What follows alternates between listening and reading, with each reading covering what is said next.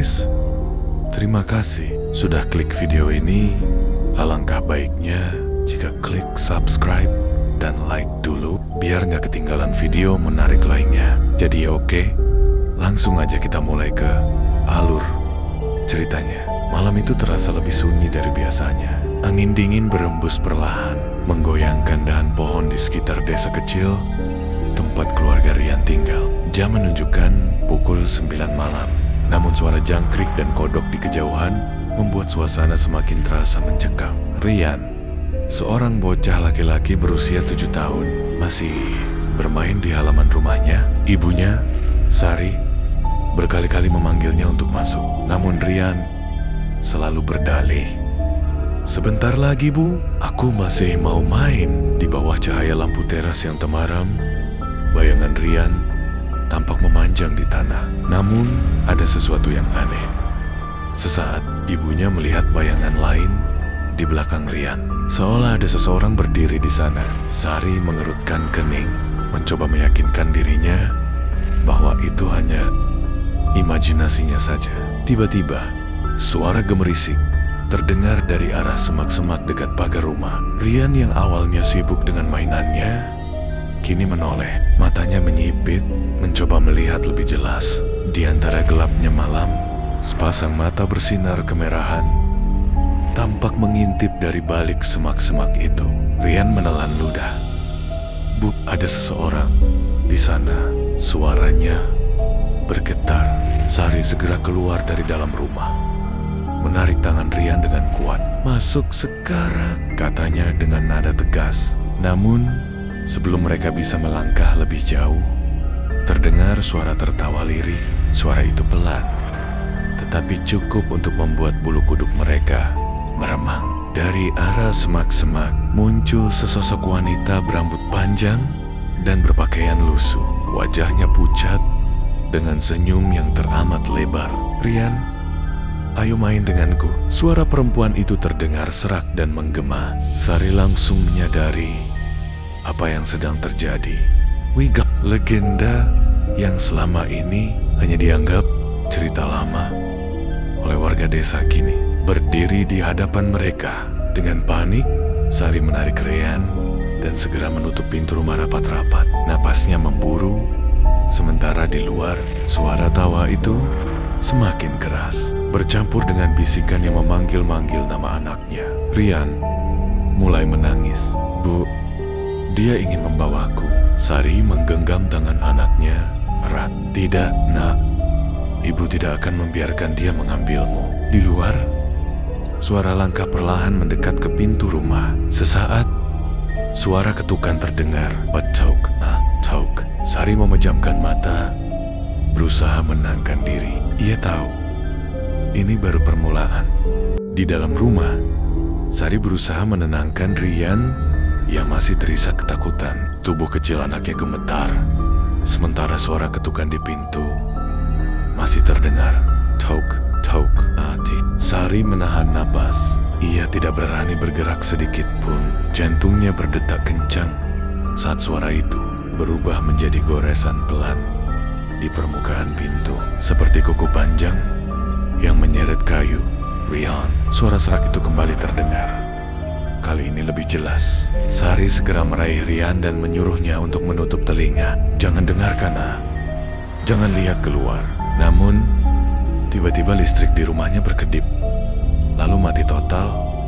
Gelap. Sari buru-buru meraba-raba meja di dekatnya untuk mencari senter. Begitu menemukannya dan menyalakannya, sinarnya langsung mengarah ke jendela. Dan saat itulah ia melihatnya. Sosok wanita itu berdiri di luar. Wajahnya menempel di kaca. Mata kosongnya menatap lurus ke dalam rumah, sementara bibirnya tetap melengkung dalam senyum mengerikan. Rambut panjang dan kusutnya tergerai, hampir menutupi seluruh wajahnya. Sari menahan teriakannya. Ia segera menarik Rian ke pelukannya, berusaha menutupi mata anaknya agar tidak melihat makhluk itu. Tapi kemudian, sesuatu yang lebih menyeramkan terjadi. Jendela yang terkunci tiba-tiba bergoyang, lalu perlahan terbuka dengan sendirinya. Udara dingin langsung menyeruak masuk ke dalam rumah, membawa serta bau anyir yang menusuk. Rian mulai meronta. "Bu, aku dengar suaranya di kepalaku. Bisiknya ketakutan. Sari semakin erat memeluk anaknya. Ia tahu, ini bukan sekadar gangguan biasa. Wewe Gombel bukan hanya ingin menakut-nakuti.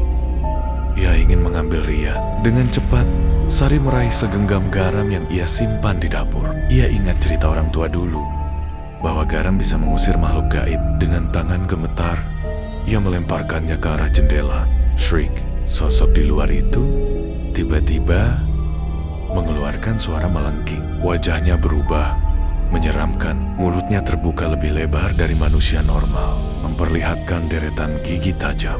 Matanya yang sebelumnya kosong, kini bersinar merah menyala. Perempuan itu berteriak marah, lalu menghilang dalam kabut hitam yang menyelimuti pekarangan rumah. Sari mengunci jendela dengan cepat. Ia tahu ini belum berakhir. Wewe Gombel akan kembali, dan kali ini mungkin dengan cara yang lebih menakutkan. Malam itu terasa begitu panjang bagi Sari. Setelah Wewe Gombel menghilang dalam kabut hitam, ketakutan masih menghantui dirinya dan Rian. Sari menyalakan beberapa lilin di sudut rumah karena listrik belum kembali menyala. Cahaya redup menambah kesan mencekam, membuat bayangan di dinding tampak bergerak sendiri. Rian masih memeluk erat tubuh ibunya, sementara matanya terus mengawasi jendela, seakan takut makhluk itu akan muncul lagi. Tiba-tiba terdengar suara dari luar rumah. Krit, krit, seperti ada sesuatu yang menyeret di tanah. Sari menahan napas. Ia menggenggam bahu Rian dan berbisik, "Diam di sini, nak." Dengan hati-hati, ia melangkah menuju pintu. Kakinya terasa berat, seakan tubuhnya tahu bahwa sesuatu yang mengerikan menunggunya di luar. Perlahan, ia mengintip melalui celah jendela. Matanya membelalak. Di tanah berdebu di halaman rumah ada jejak kaki besar, lebih besar dari kaki manusia biasa. Jejak itu tidak biasa, bentuknya aneh, seperti telapak tangan yang menekan tanah. Dan yang lebih mengerikan, jejak itu menuju ke arah rumahnya, lalu menghilang tepat di depan pintu. Sari mundur dengan napas memburu. Ini berarti satu hal, Wewe Gombel tidak pergi. Ia masih ada di sekitar rumah. Tok tok, tok. Ketukan itu terdengar lagi. Kali ini lebih pelan, seolah-olah makhluk itu tahu bahwa mereka sedang mendengarkan. Sari menutup mulutnya dengan tangan. Dalam hatinya, ia berdoa agar makhluk itu pergi. Namun, Rian tiba-tiba berbisik, "Bu," suaranya ada di belakang kita. Sari merasakan hawa dingin merayap di tengkuknya. Ia tahu, ia harus segera bertindak. Tanpa pikir panjang, ia meraih segenggam garam yang tersisa dan melemparkannya ke arah pintu dan jendela. Suara tawa melengking terdengar di udara. Pintu rumah bergetar, jendela berderak, dan tiba-tiba sunyi. Hanya suara napas Sari dan Rian yang terdengar. Mereka saling berpandangan, tahu bahwa malam ini belum berakhir. Wewe Gombel masih mengincar anaknya, dan mereka harus menemukan cara untuk mengusirnya sebelum terlambat. Sari merasa malam itu begitu panjang. Meskipun suara ketukan dan tawa mengerikan, Wewe Gombel sudah menghilang. Hawa dingin masih menyelimuti rumah mereka. Rian sudah tertidur di pangkuannya. Meskipun wajah anak itu masih menunjukkan bekas ketakutan, Sari mencoba menenangkan dirinya sendiri. Namun firasat buruk masih menggantung di dadanya. Klik, terdengar suara kecil dari atas. "Sorry, man." Ia menatap ke langit-langit rumah yang terbuat dari kayu tua. Beberapa bagian sudah rapuh, dan kini ada suara gesekan halus, seperti sesuatu yang bergerak di atasnya. Pelan-pelan, ia meraih sentur dan menyorotkan cahaya ke atas. Di antara sela-sela kayu, ada sesuatu yang bergerak. Sari menyipitkan mata, berusaha melihat lebih jelas. Lalu, ia membeku. Di sana, di langit-langit rumah, ada sepasang mata mengintip dari celah kayu. Mata itu besar, kosong, dan bersinar dalam kegelapan. Sari langsung menutup mulutnya, menahan teriakannya agar tidak membangunkan Rian. Ia tidak boleh panik. Namun, sebelum ia bisa bergerak, langit-langit rumah tiba-tiba bergetar. Kayu-kayu tua itu berderak. Dan tiba-tiba sepasang tangan kurus dengan kuku panjang mencengkeram celah kayu. Tangan itu mencakar-cakar, mencoba membuka celah lebih lebar. Dari atas terdengar suara napas berat dan tawa kecil yang mengerikan. Sari tahu Wewe Gombel belum pergi. Ia bersembunyi di sana selama ini, mengintai mereka. Dengan sabat, Sari meraih garam yang masih tersisa dan menaburkannya ke arah langit-langit. Shriek, suara melengking kembali terdengar. Langit-langit rumah bergetar hebat. Lalu tiba-tiba, Sari masih menahan napas, menatap ke atas dengan jantung berdebar kencang. Sosok itu sudah menghilang, tapi ia tahu ini belum selesai. Perlahan, ia menunduk dan memeluk Rian lebih erat. Mereka harus bertahan sampai pagi sebelum Wewe Gombel kembali dengan cara yang lebih mengerikan. Sari tidak bisa tidur meskipun suara dari langit-langit sudah menghilang. Ketakutan masih menghantui pikirannya. Rian meringkuk dalam pelukannya. Napas anak itu teratur, namun sesekali tubuhnya menggigil seolah sedang bermimpi buruk. Di luar, angin berhembus pelan. Suara gesekan dedaunan sesekali terdengar. Tetapi di antara semua suara itu, ada sesuatu yang lain. Sari menegakkan tubuhnya. Itu bukan suara angin. Itu terdengar seperti Asian. Pelan-pelan, ia menoleh ke arah lorong rumah yang mengarah ke dapur. Lorong itu gelap, terlalu gelap. Meskipun seharusnya ada sedikit cahaya dari jendela kecil di dapur. Tapi malam ini, lorong itu seakan menyerap semua cahaya. Dan dari dalam kegelapan itu, suara bisikan kembali terdengar. Rian, Sari langsung menahan napas. Itu suara perempuan. Suara yang tidak asing, tetapi terdengar begitu menyayat dan bergaung. Ia meraih senter dan mengarahkannya ke lorong. Cahaya terang menembus kegelapan, tetapi yang terlihat hanya dinding kayu yang tua dan lantai yang berdebu. Tidak ada apa-apa di sana. Namun ketika ia hendak menurunkan senter, sesuatu bergerak di sudut lorong. Bayangan hitam. Sari membeku. Bayangan itu tidak seperti manusia. Tingginya hampir mencapai langit-langit dan tubuhnya seakan berbaur dengan kegelapan di sekitarnya. Lalu dengan perlahan, bayangan itu menjulurkan tangannya. Jari-jari panjangnya merayap di dinding, mencakar kayu tua dengan suara yang membuat bulu kuduk meremang. Riaan, ikut, dan Keng. Sari langsung merapatkan pelukan pada anaknya. Ia harus melakukan sesuatu. Dengan tangan gemetar, ia meraih segenggam garam yang tersisa dan melemparkannya ke lorong. Bayangan itu langsung menjerit. Suaranya menggelegar, memenuhi seluruh ruangan dengan gaung yang menyeramkan. Lorong itu bergetar, dan seketika angin kencang berhembus ke dalam rumah, meniup lilin-lilin yang menerangi ruangan. Dalam kegelapan total, Sari mendengar suara langkah kaki yang bergerak cepat. Seakan bayangan itu mundur ke tempat asalnya. Lalu semuanya sunyi. Hanya suara napas Sari yang tersisa, terengah-engah dalam ketakutan. Ia tahu malam ini belum berakhir. Wewe Gombel tidak akan menyerah begitu saja. Dan ia harus menemukan cara untuk menghentikan makhluk itu sebelum semuanya terlambat. Sari menyalakan lilin-lilin yang padam dengan tangan gemetar. Rumah ini semakin terasa dingin, seolah hawa kematian menyelimuti setiap sudutnya. Rian masih tertidur, wajahnya pucat dan tubuhnya menggigil. Sejenak, Sari berpikir untuk keluar dari rumah ini. Tapi bagaimana? Malam masih gelap dan desa mereka dikelilingi oleh hutan lebat. Jika Wewe Gombel memang ada di luar, lari keluar justru akan menjadi keputusan yang lebih buruk. Ia menarik napas dalam-dalam, berusaha menenangkan diri. Tapi saat ia menoleh ke jendela, jantungnya hampir berhenti berdetak.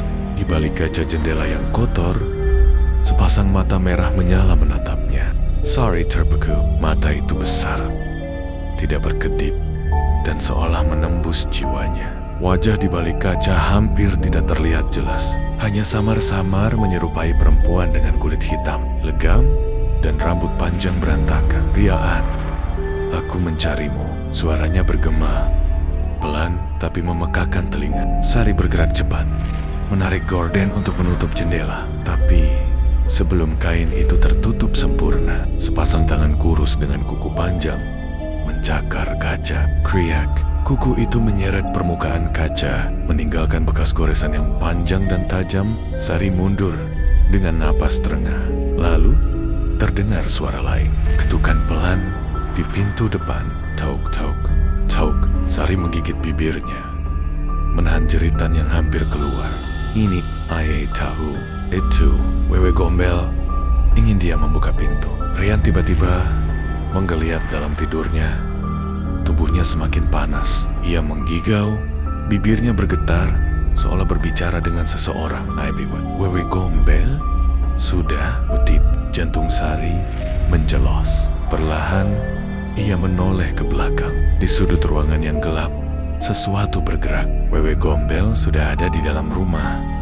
Ruangan terasa membeku. Sari tidak berani bergerak. Dadanya naik turun cepat. Tangannya gemetar sambil memeluk Rian yang masih menggigil dalam tidurnya. Ia menelan ludah di belakangnya.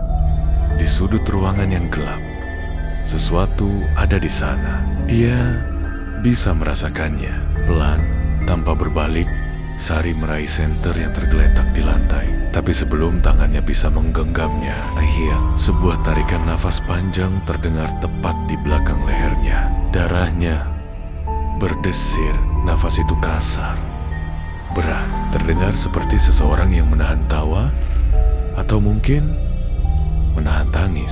Sari meremas bahu Rian lebih erat. "Rian." Suara itu membisikkan nama anaknya. Perlahan, dengan tubuh gemetar, Sari berani menoleh dan matanya langsung membelalak. Di sudut ruangan yang gelap, sosok Wewe Gombel berdiri dengan tubuh kurus kering. Rambut panjangnya menjuntai berantakan. Sebagian menutupi wajahnya yang pucat kehitaman. Matanya dua lubang hitam besar terpaku pada Rian.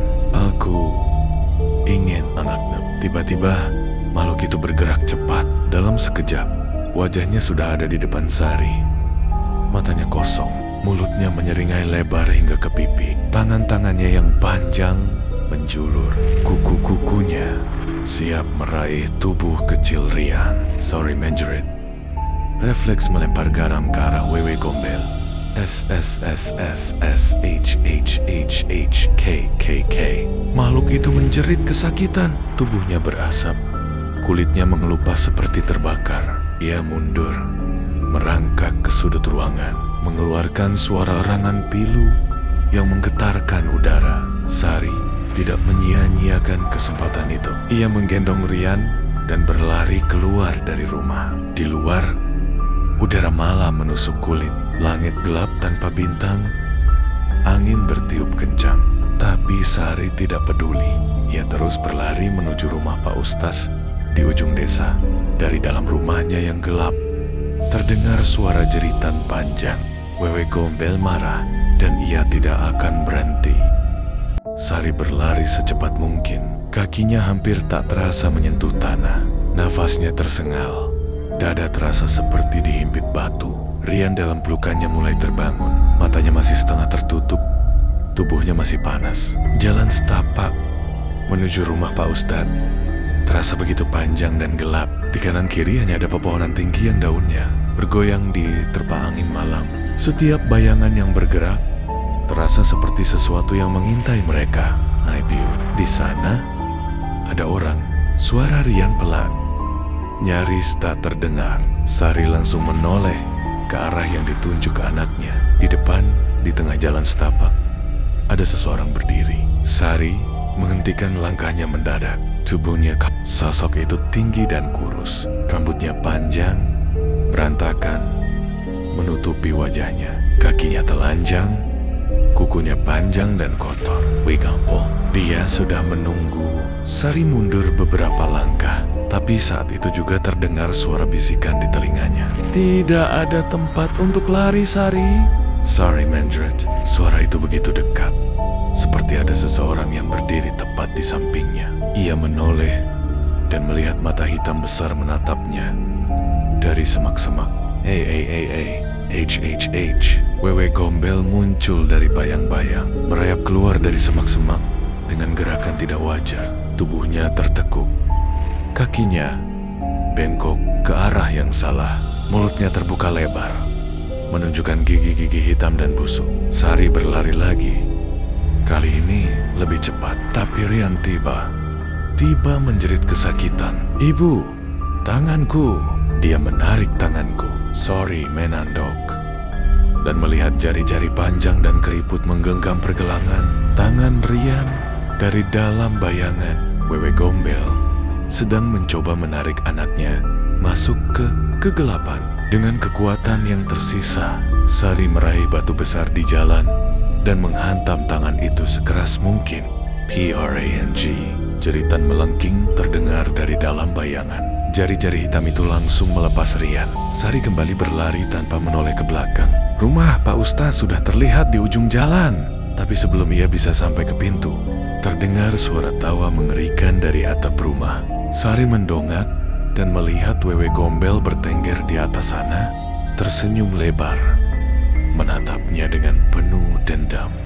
Sari berdiri terpaku di depan rumah Pak Ustaz. Darahnya berdesir kencang.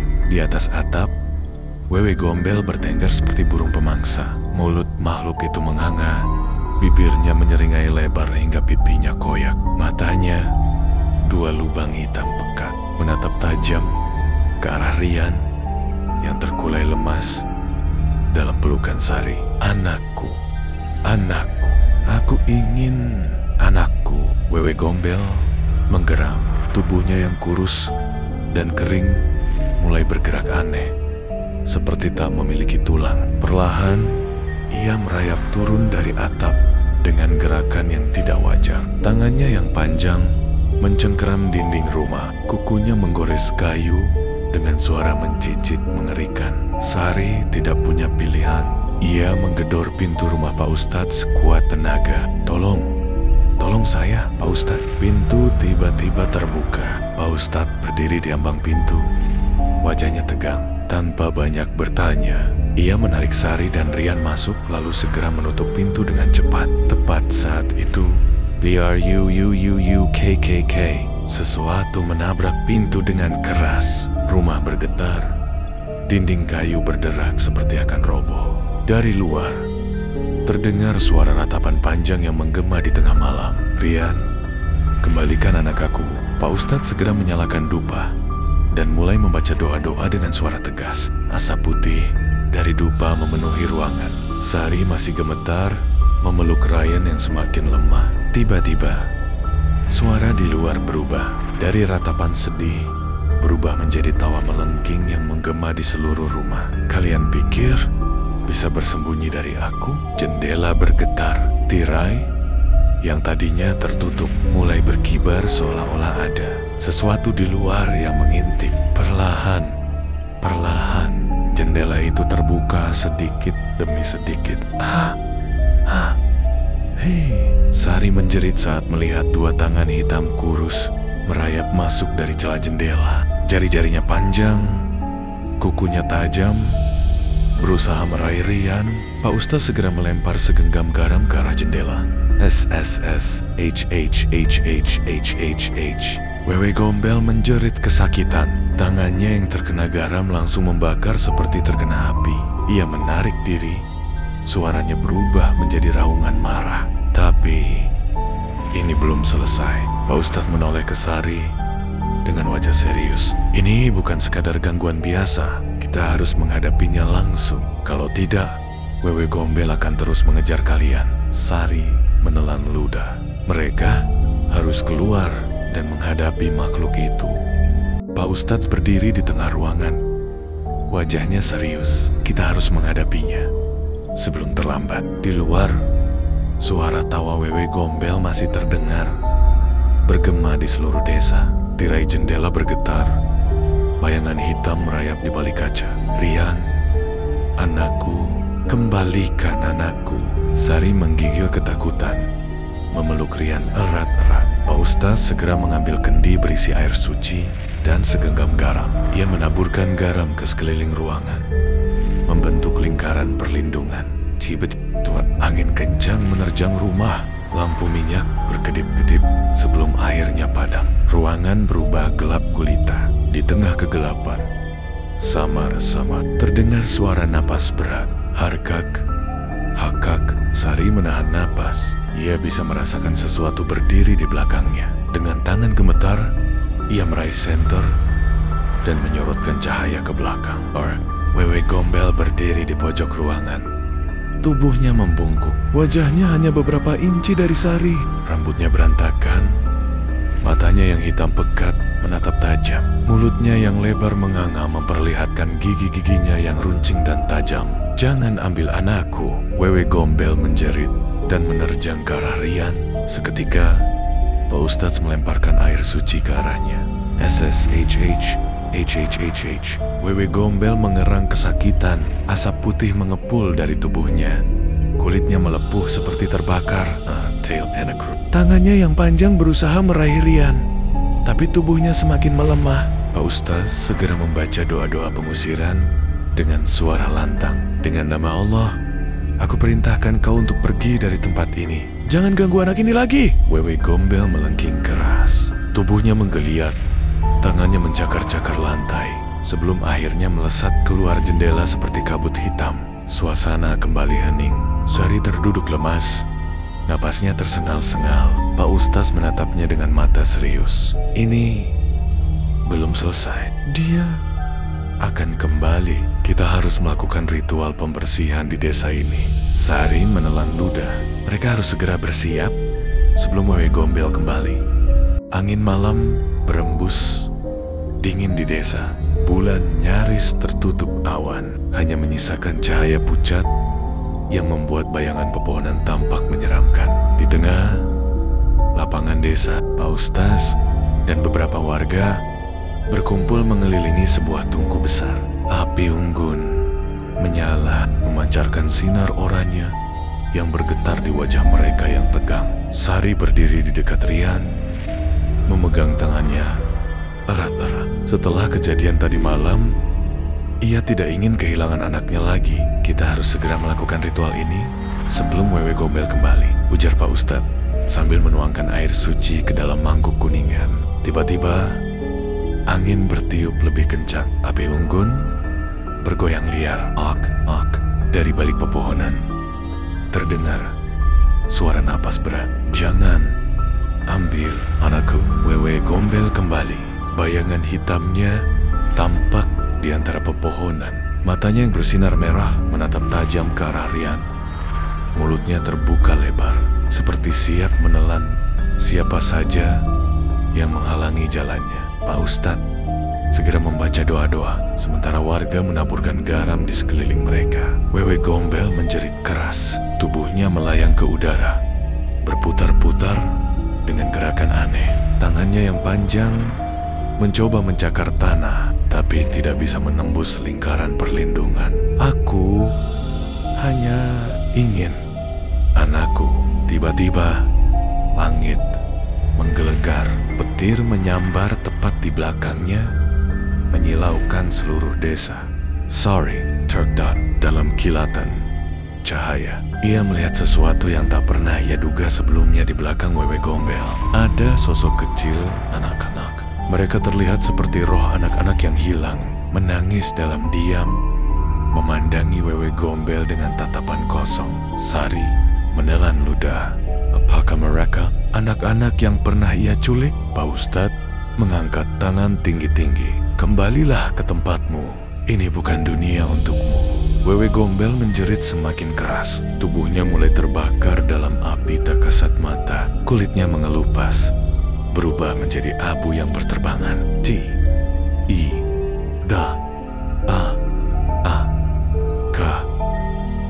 Dalam sekejap, semuanya menghilang. Angin mendadak berhenti. Desa kembali sunyi. Mereka telah berhasil, atau setidaknya begitulah yang mereka pikirkan. Sari memeluk Rian erat-erat, menangis lega. Namun, di kejauhan, dari balik hutan, dua mata merah masih mengintai dalam gelap. Malam itu, Setelah ritual pembersihan di lapangan desa, suasana terasa lebih tenang. Namun, Sari masih belum bisa tidur. Ia duduk di tepi tempat tidur, menatap Ryan yang terlelap.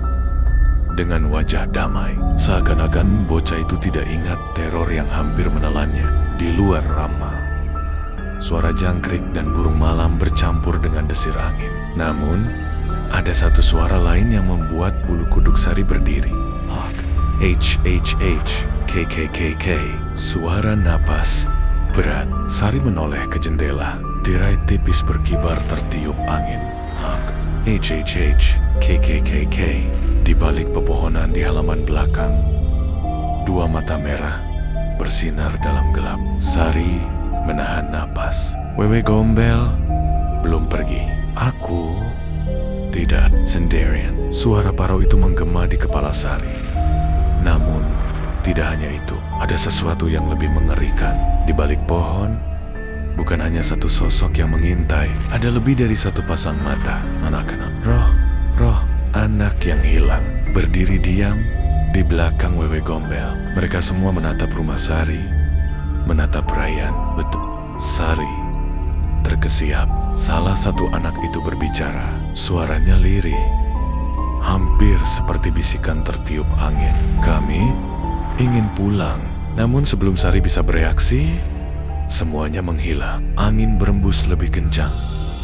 Tirai berkibar liar. Bulan tertutup awan hitam. Suasana mencekam menyelimuti desa. Di dalam kegelapan, Wewe Gombel masih menunggu. Ia belum menyerah.